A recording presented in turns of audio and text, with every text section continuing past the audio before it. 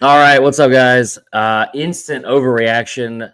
South Carolina loses a heartbreaker to Alabama 27-25 in Tuscaloosa. What went wrong? What went right? I don't want to get started on a moral victory already, but there's a lot of positives to take away from it. But we will get into it right now. Locked On Gamecocks starts right after this.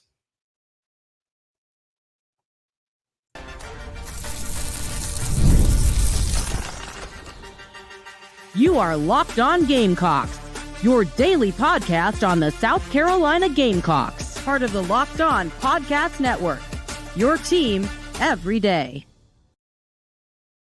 All right, guys, welcome in. I appreciate you guys joining us. What's up, Metro 803? Already in the comments, we let him off the hook. Yeah, that's what it feels like. That's what it feels like. There was just, it was a seesaw back and forth of who wanted it less at times. But a incredible, I wouldn't even say it's an incredible game. It was like an incredible train wreck of a game. And South Carolina was very, very close to leaving Tuscaloosa with a huge win. And if we're being honest, probably should have. It's the same stuff that seems to always creep up and get in their own way that led to it again today. But again, there's a ton of positives, not trying to be like just a sunshine pump or anything like that, but like from no one expected them to win that game in general. We talked about it a lot leading up to it, and it felt like they approached that game the way we all wanted them to, and much differently than I thought they would, if that makes sense. Real quick, like I said, I appreciate you guys joining us. We are live. It's the first time I've done this show live. So I'll try to make sure I don't drop any F-bombs, or anything else stupid. I don't know. The game just ended like 30 minutes ago, but I want to hear from all y'all in the comments, especially, and hear your feedback as well. So we will try to do this as smoothly as possible. Before we do, I want to give a quick shout out to everyone that listens to the podcast, making it your first listen each and every day. Shout out to our everydayers. We're free and available wherever you get your podcasts, part of the Locked On Podcast Network, as well as on YouTube, your team every day. Real quick as well, I wanted to give a shout out to our friends at FanDuel. You guys hear me say it all the time. If you have not signed up yet for FanDuel, if you want to create an account, your first $5 bet gets you $200 in bonus cash. Could have made a lot of money today betting on South Carolina, so go to FanDuel.com for that. Okay, let's get into the game. A lot of reaction on Sellers right off the bat. And here's the thing. I would have loved to hear all these reactions, not even in a condescending way, but like I would have loved to hear everyone's reactions if we could have like got all of them after the third quarter and then after the game, because I feel like they'd be much different.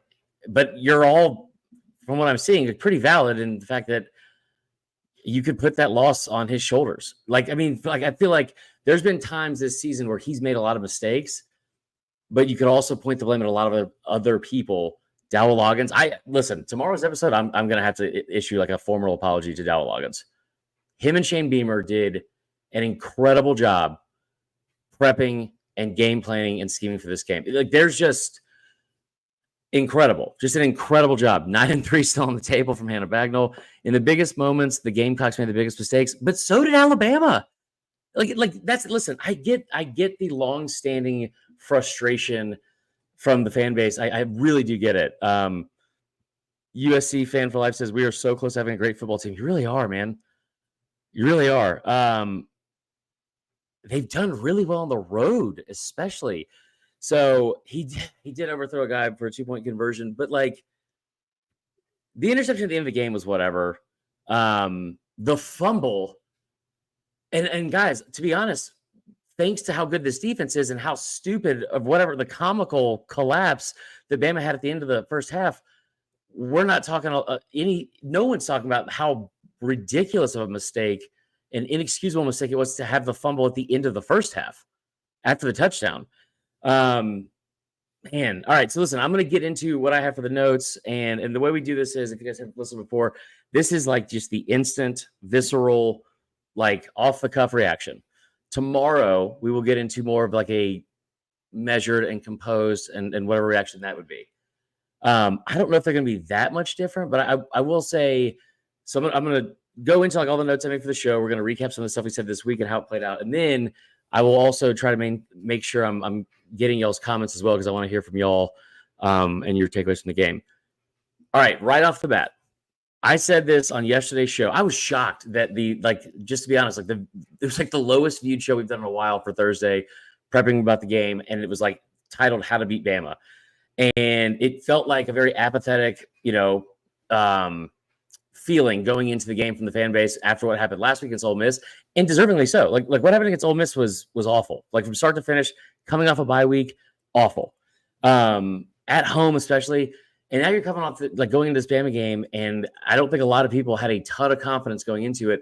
But I kept saying, listen, there's a path to keeping this thing close. The path was defensively, you have to make sure, I said flat out, bracket Ryan Williams and make someone else beat you. Guys, he had 2 catches for 7 yards going into the fourth quarter. Tremendous job there already from the defense. Affect Jalen Milroe. And not even having to get sacks, but affect him in the passing game and frustrate him long enough to where he will at times make stupid mistakes. It was on full display today. He played unlike I've seen him play in a very long time. Just unbelievably bad decisions.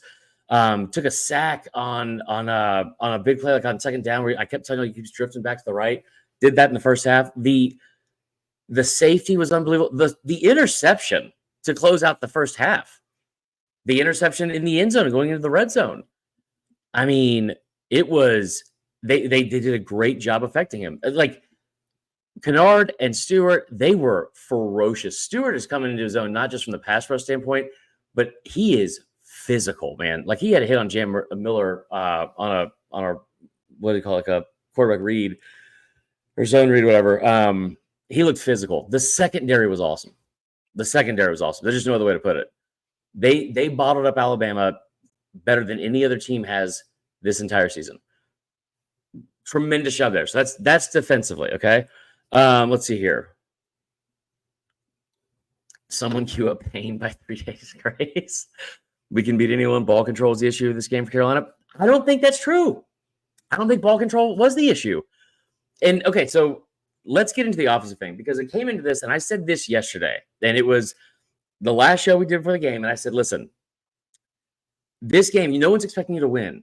So go in and figure out a way to use this, win or lose, as a building block for the rest of the season, because there's a lot of significance that this game could have, even if they don't win, to carry on into next week and the rest of the season. And what I really meant by that was make some adjustments, throw the ball deep, try to air it out, do something different than you have been, and stop beating your head against the wall, because the offense looked really bad against Ole Miss, was very predictable against Ole Miss, and through most of the season, it was kind of the same old, it felt like, with that offense.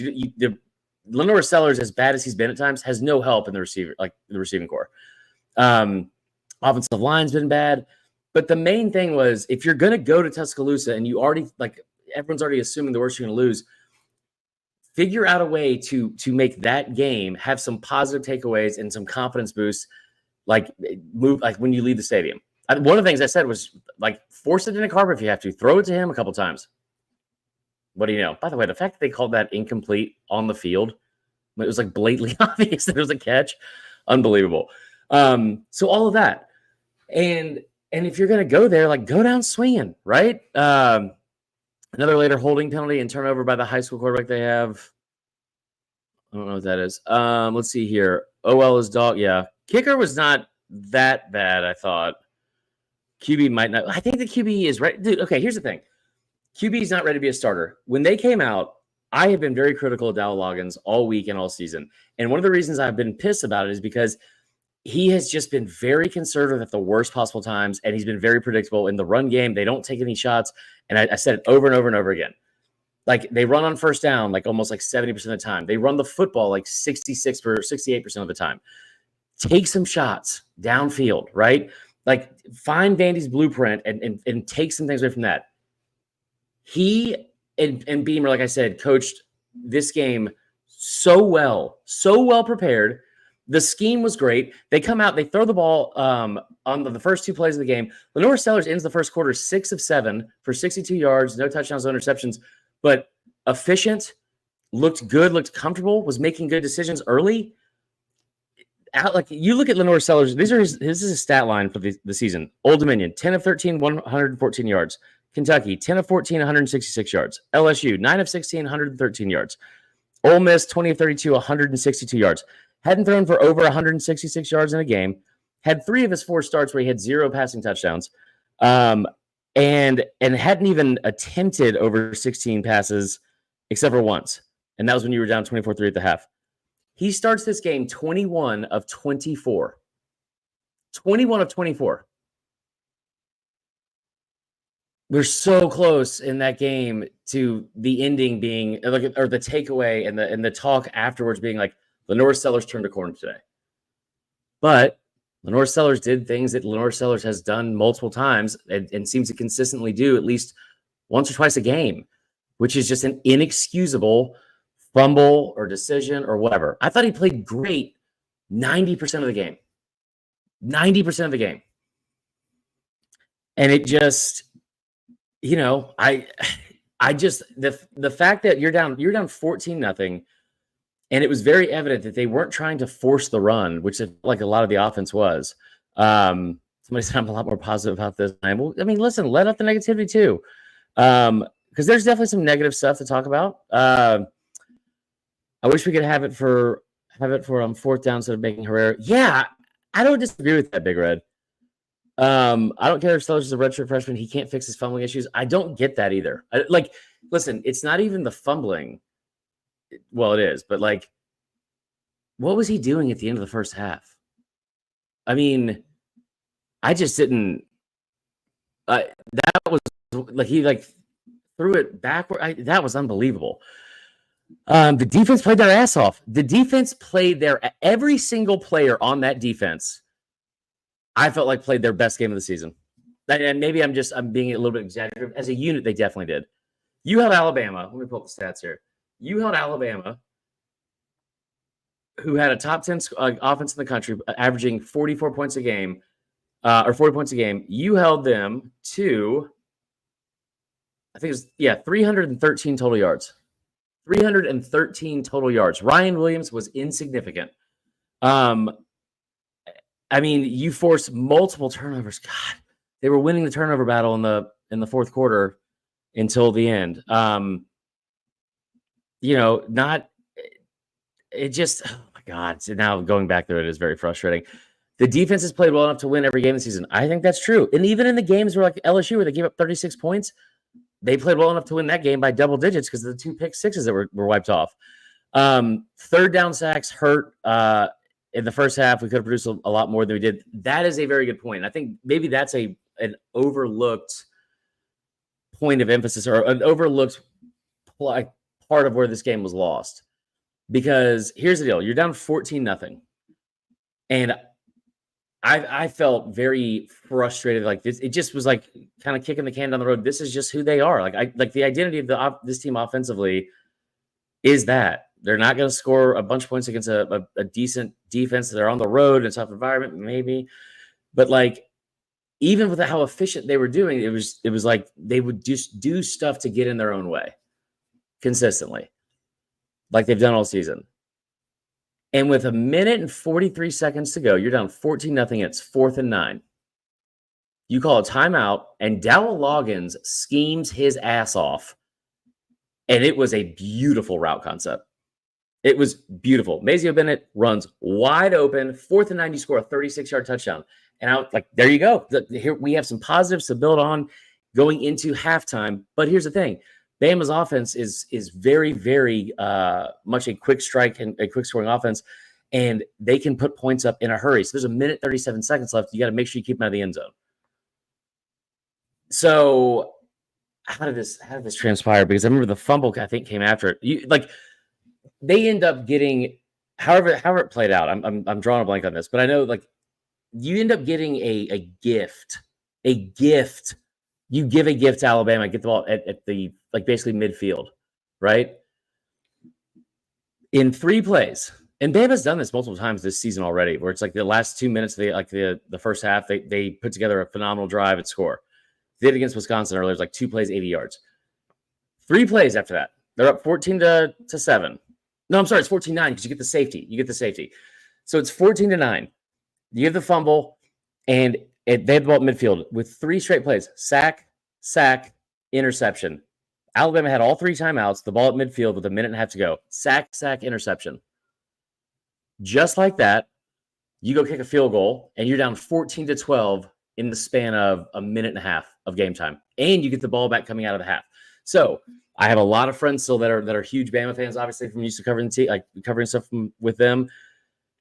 The sense of urgency is never there with the fan base. I feel like it clearly isn't there with the team, but the mood was, it's so stupid, these dumb mistakes, blah, blah, blah, but whatever. Like, we're not in any trouble. There you go. South Carolina gets the ball coming out of the half.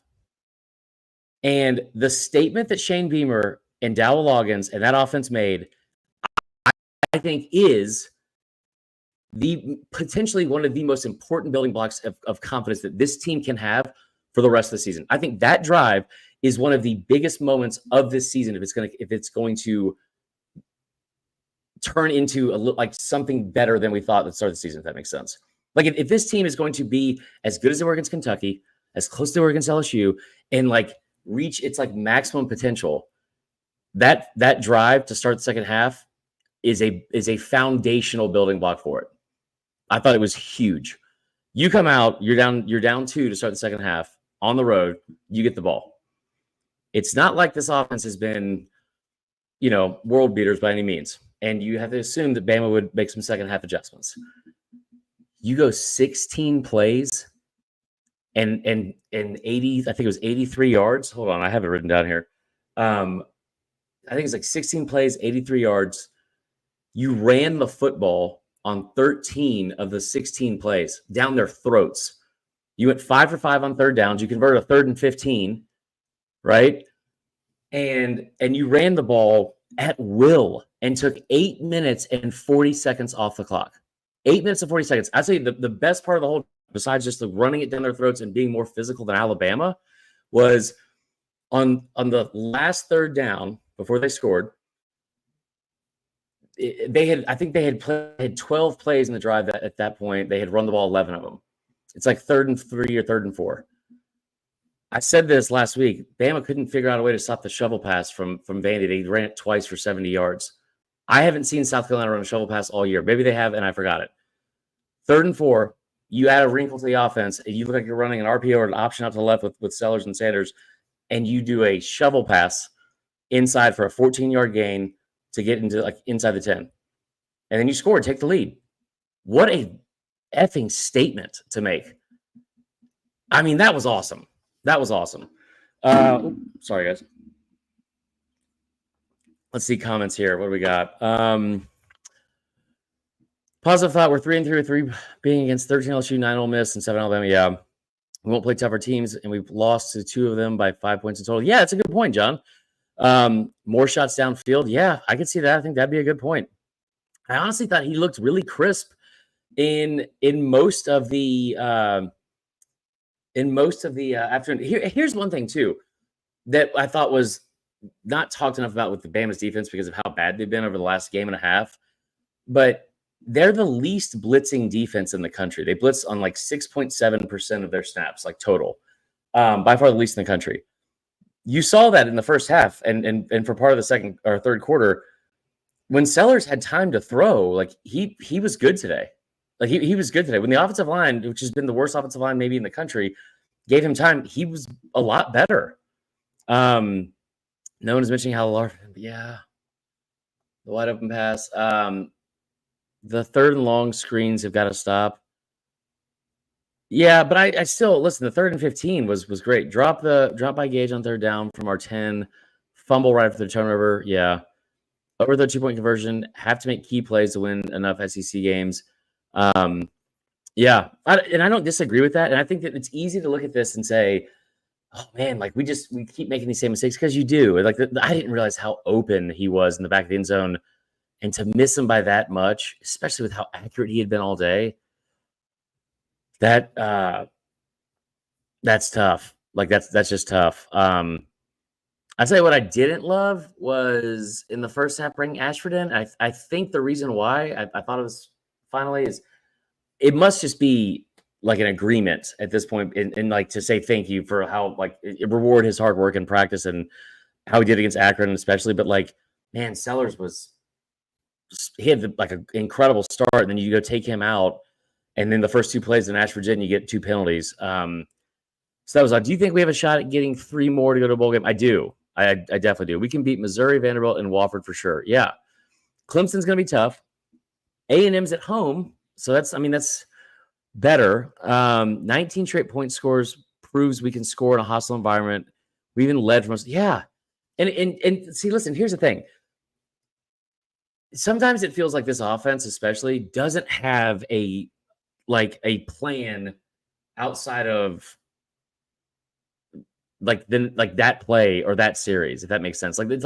It's just so inconsistent and disjointed for periods of time. And I'd never understood, it's like, if things are going well and you're doing this one thing, do that thing more. Right. And if it's not, make an adjustment. And they did that today. There's just other things that still have to get cleaned up. I thought the screen pass they ran that might have broke. If Harbor didn't miss his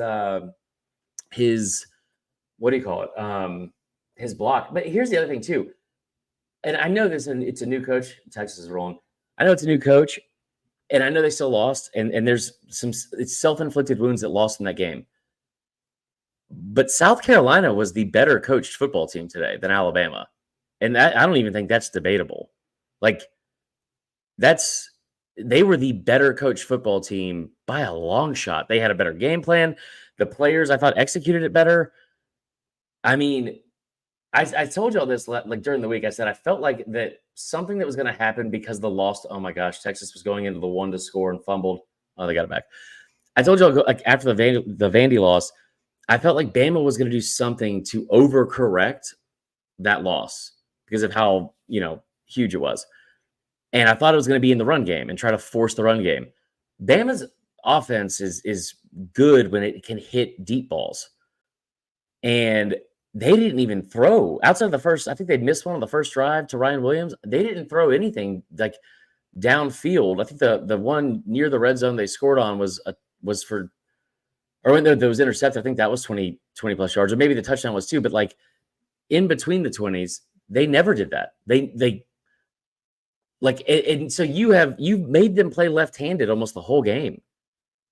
I mean, I have not seen Jalen Miller look that bad since very early last season. And here's something to take away from that, okay? Jackson Dart has been one of the best quarterbacks in the country, hands down. Jalen Milroe, in my opinion, has been a top 3 quarterback in the country all season. Had 20 touchdowns coming in, led the country in passer rating, right? You gave Jackson Dart only his second time without throwing for a touchdown in his last 27 starts. Your defense did that. You led Jalen Milroe into 2 interceptions, and what was the other thing? The main, you forced him into doubling his season total for interceptions, and they never even. I think they had 4 completions to Ryan Williams. There was no safety blanket or whatever the what do you call it is the phrase is. Dowell calls plays like 2015 NFL. I don't. So it says out of every 10 plays, he's conservative on 7 or 8 of them. I feel like he's been like that all year. I don't feel like he was like that today. I don't. But you've held this team, which has been one of the best offenses in the country, to their worst performance. You did the same thing to Jackson Darwico. You saw you dismantled Kentucky. This team is close. I think that Ole Miss game really, it really kind of hampered any sort of confidence and objectivity that we had for the first month of the season, because I think there's a lot more confidence going into that game, obviously, but the way they lost and it was bad from Beamer. He admitted it. It was just bad. Andrew Bradley says the thing I've been trying not to say for 30 minutes. Moral victory for sure. The O-line was still outmanned and struggled. SED is really good though, but that's our team falling short and blowing a lead. Bama always went onto the short side of the field. Why didn't we cover Milroe running when he knew they were going to do it on 3rd and 4th down? Yeah, that part was weird too, Big Red. That's a good point, because as much as they were forcing the run, they were running Milroe a ton out of empty sets, and not draw plays, just designed runs. Basically just saying what they were going to do. Here's another thing that South Carolina did a better job of. That ball possession first drive of the second half that was so damn impressive. And they just went right down the field on them. Like, it was very evident that Shane Beamer had a plan in place and like, we need to eat clock. This is what we need to do. This is why we need to do it. And here's the benefits of it. This is what we're gonna do. And then they executed it. How about Bama could have probably ended that game and not given South Carolina another chance? And like stayed in bounds later, like, or like even when they scored, like they were snapping the ball on that last drive with like 13 seconds left of the play clock. Just no awareness of the situation. I thought South Carolina did a really good job of having awareness of the situation and the moment. People bash sellers, but the first and last CDs both keep us alive. That's also true, guys. Here's a big positive that I also think can turn into something to build on for the rest of the season. I know they came short. I know he overthrew that 2-point conversion, but you went down by 8 to Alabama with a minute and a half to go, and you end up what was the reaction? Like, you could have rolled over and died, like I think most people thought was going to happen. And here, I'm pulling up right now. They kick off. They go up 27-19, and South Carolina gets the ball back with a minute 47 seconds. Guys, they go 6 plays, 75 yards, touchdown. like what an answer. What an answer. Yeah. It was a really, really good job. I think Sellers struggled more in the second half when Bama finally started blitzing him and getting some people in his face. But overall, I thought the players understood the moment better. I thought they had more composure. They had more situational awareness. Overall, Sellers, of course, as has been the case several times, he had a few moments where he didn't. So our team is young in key spots, but I love they're going through these ups and downs early in their careers, and they learn how to play against championship teams if they play at this level. Yeah, by the way, that game next weekend against Oklahoma is a winnable game. And those should have won games don't count for much. It's still a loss. Yeah. I mean, but no one thought they were going to win in the first place, Chris Thornton. Like, I'll tell you what's worse than that. What's worse than that, it sucks to lose games like this. It's a team that you were a 20-point underdog to. So, yeah, that sucks. Like that, you lost by 2 on the road, and it was a game that you could have won, and things could have been different and all that. You're not losing games you shouldn't lose to. Like somebody said earlier, like good teams, bad teams, like find ways to lose, great teams win. What did the South Carolina team do against Old Dominion? Old Dominion sucks, but like they found a way to win with their backs like as far up against the wall as possible. Kentucky, guys, this team fought their ass off the entire day. And I don't think there's anybody outside of Sellers who made some bad mistakes that is leaving that game thinking like, if I could have just done like the moments that they executed and were better than they have been all season, really. I mean, think about this. The LSU game, they scored 33 points, right? You got a blocked punt that I think was returned for a touchdown. You had the pick sixes were wiped off, whatever. Kentucky, you had a pick six.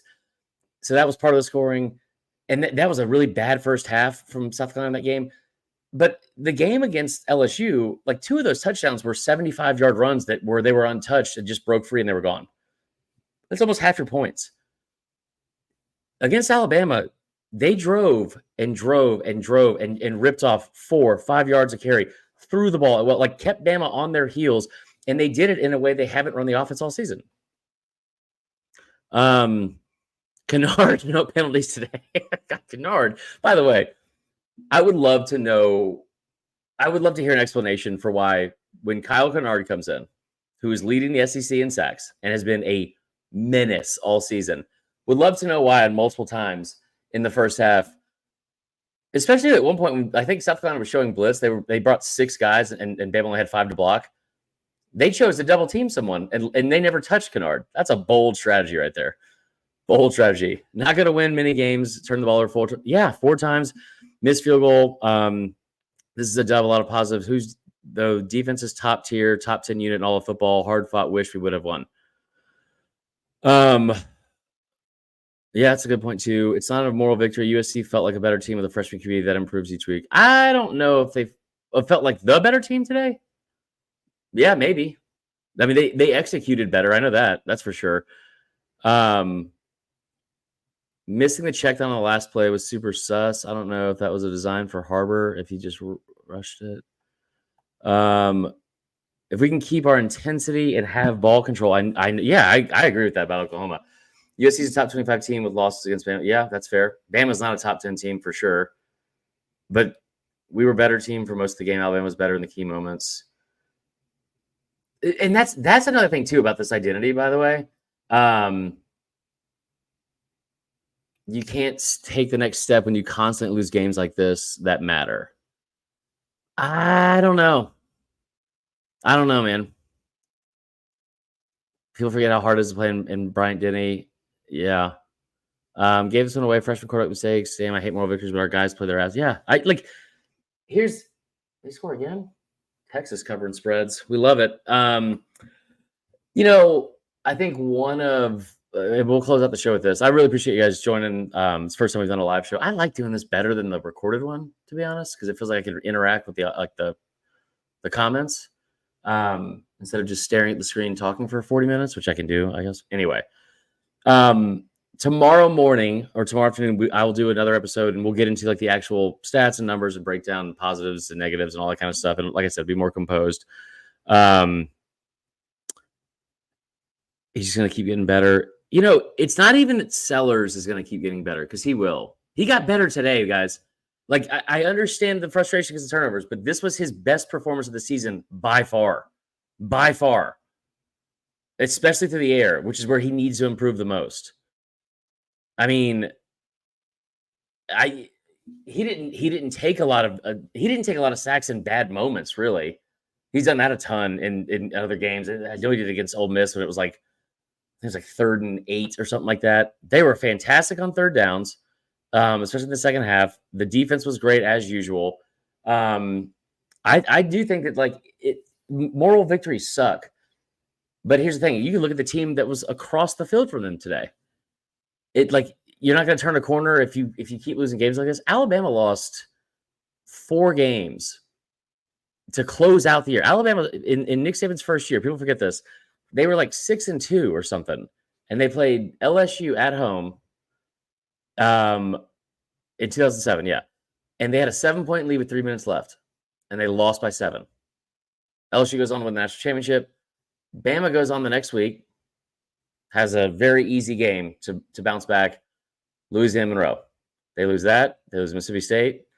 They lose to Auburn. They lose 4 games in a row. The next year, they go 12-0 in the regular season.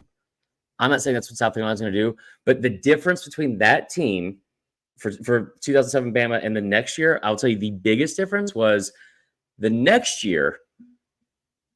That year, I don't remember who the receivers were for John Parker Wilson and that team, but we could get on Sellers all we want. Sellers he's made so many mistakes that have hurt this team. That is very true and very fair, and I think that is an accurate statement. The difference between 2007 Bama and 2008 Bama, one main difference was the next year Julio Jones stepped on campus and a bunch of other 4-star receivers. And the talent at that position specifically went up significantly. Sellers has no one to throw the ball to. No one. He has no one really blocking for him. Josiah Thompson, I think, is still going to be good, but he's not great right now.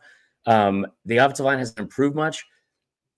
There are so many signs that are pointing to like this, if they keep the core of what they have and what they're doing from this year to next, all the signs point to them like indeed turning the corner. Just got to figure out a way to do it. Yeah, Alabama, good things are coming. You got to see that. We're just a couple dudes away from really competing. Fumble was killer. Definitely a shot with momentum. Harbor finally did something. Holding call last drive. All that's true. All that's true. But let's look at some other stuff too. Like, listen, that 4th and 9, you scored a touchdown because of the play call you drew up and executed and hit in stride for a 36-yard touchdown. And you pull within 7. The sequence of events that happened next, South Carolina kicked off. the ball's never touched by anybody because it ends up being a touchback. Bama gets a personal foul because they can't keep the composure and fight, just like they did all week against Vandy last week. So you get a personal foul that moves it half the distance to the goal. So instead of having the ball at the 25, they have the ball at the 12. The next play is when they have the safety, like the sack, like in the end zone. At the very least, if that personal foul, which was a self-inflicted wound from Bama, doesn't happen, then like that is a sack at the 10-yard line, and they probably just run out the clock to end the half. So you capitalize on their mistakes. You get a safety. They have to punt you, and you have a fumble, and that was terrible. Well, how did you respond to the fumble at the end of the first half? Sack, interception, force the interception. After Bama took a timeout, it was a 3rd and 17. Interception, get 3 seconds added back to the clock, kick a field goal. Guys, those are the signs of turning the corner. Yes, they made mistakes late in the game, especially. And I know this is like an instant overreaction, so it's like it just happened, and those are the ones that are like the freshest wounds. But think about all the things they had to do to stay in that game and things they had to overcome to stay in that game. I mean, again, that whole series, 14-12, and then you drive down the field and score at the start of the second half. On top of that, when you have the fumble, right? You have the fumble. That sucked. Sellers, that was a huge, huge momentum shift. Bama scores and goes up, 8 points, whatever. Sellers leads him down the field in 6 plays for 75 yards and scores again. Everyone thought that game was over. And Joe Tessitore, the moment he said it, I tweeted out joking about it because I knew he was going to be wrong. He was like, and Bama. I forgot the exact, basically avoids the upset. It was like survives or something. I'm trying to pull it up right now. He had some very dramatic call after they missed the 2-point conversion, and he yelled out, Bama dodges a bullet. And I was like, why would he say that? There's 43 seconds left. You have to do the onside kick. They do the onside kick. You recover the onside kick. And then you start driving down the field again. Guys, the positives from this, I think that they do far outweigh the negatives, just hands down. And South Carolina today had a better coaching plan and staff than Alabama did. Last point I'll make on that, just as proof. Do you know that when they did the onside kick, Bama took a timeout to prepare, like extra prep, to make sure they had a plan for when they were trying to receive the onside kick? Do you know that on that onside kick, you call it luck or whatever, it hit off 2 guys. Bama had 3 linebackers on their hands team on the field. Ryan Williams wasn't out there. That's coaching. That's coaching. So you don't see South Carolina doing stuff like that, I would say. Anthony King said, okay, O-line plays, hot trash. Yeah. That's also a good point, too. Jay Diz says, Vandrevius Jacobs makes great catches and then never gets targeted again. I would love to see that kid get more targets. DL never runs a good play. Oh, Dow Loggins. Yeah, that's kind of fair. All right. Well, listen, guys. You should put the last play of the game. There was a receiver who was wide open on the sideline. Wait, really? All right, I'll have to look that up. Yeah, big. That's a good point.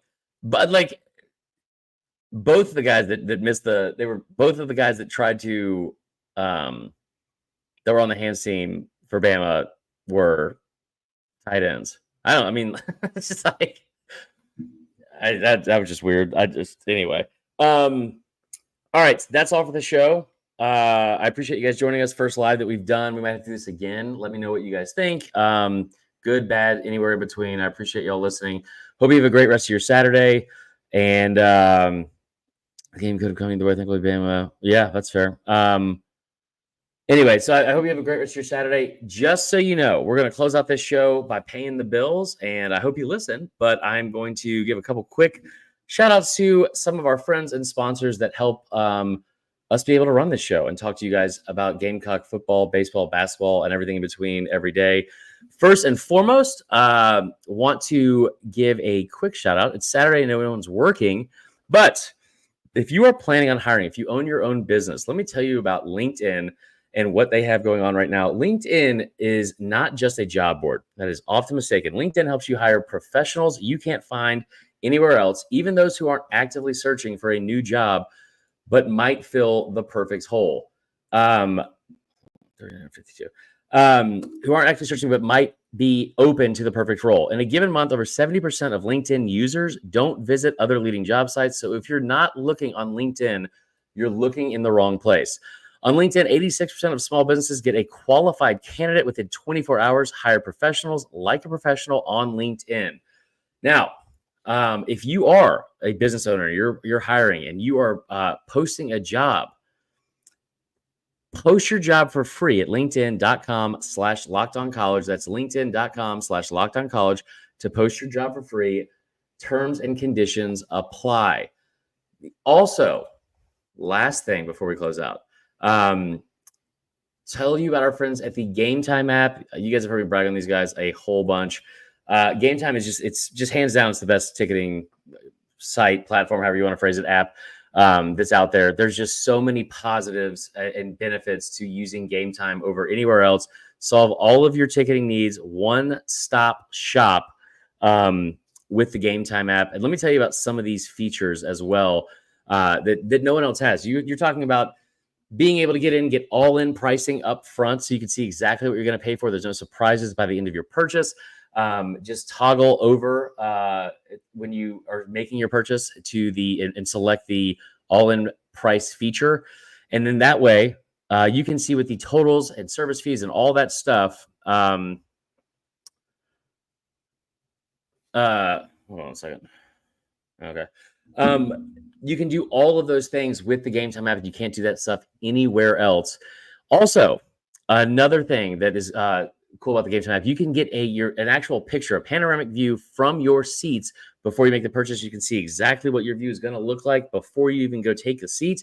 I say this all the time about Willie B, if you're going to be in the sun on a hot-ass Columbia summer day, you want to make sure you know which side of the stadium you're on, where your seat's going to be, when that shade's coming.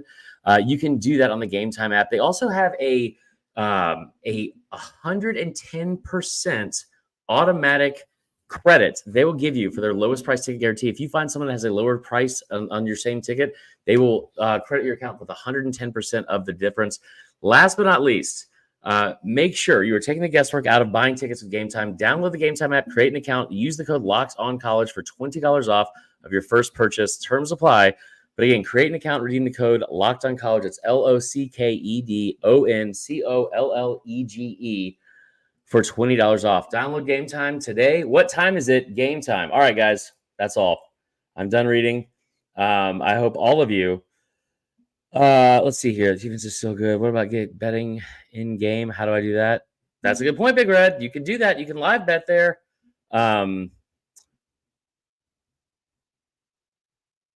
gonna have Bird softly. I'll have to get that reaction for sure. I'll look up the last play.